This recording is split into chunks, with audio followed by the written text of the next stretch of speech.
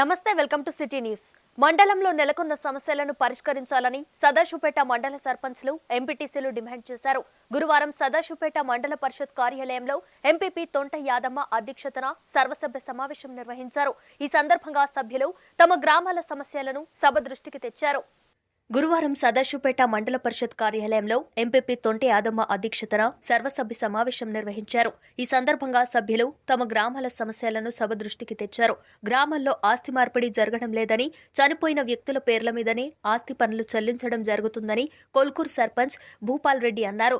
గ్రామాల్లో విద్యుత్ స్తంభాల సమస్యలను పరిష్కరించాలని ఆరూరు ఎంపీటీసీ అల్లం లలిత, మద్దికుంట ఎంపీటీసీ మమత, ఆత్మకూరు సర్పంచ్ గంగయ్యలు కోరారు.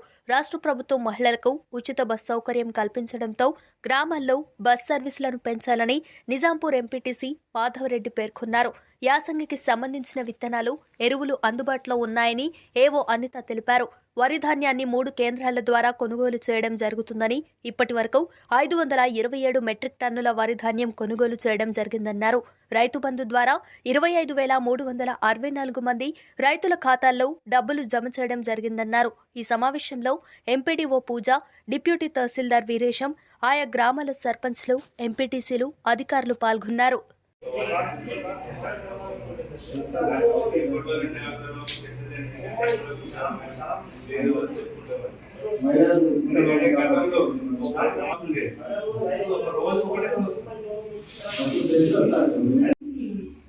పామాయిల్ తోటలకి ఇప్పుడు ఉద్యాన శాఖ నుంచి సబ్సిడీ అనేది ఉంది.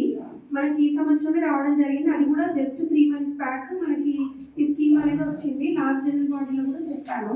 ఇప్పుడు మనకి దీంట్లో ఏంటంటే మొక్కలకి సబ్సిడీ ఉంది. మొక్కలకి ఏంటంటే మనకి బయట 250 100 పంటలు వేసుకున్నందుకు మెయింటెనెన్స్ ఖర్చు కింద 4,200 రూపాయలు ఎకరానికి ఇవ్వడం అనేది జరుగుతుంది. అట్లా మీకు 4 సంవత్సరాలు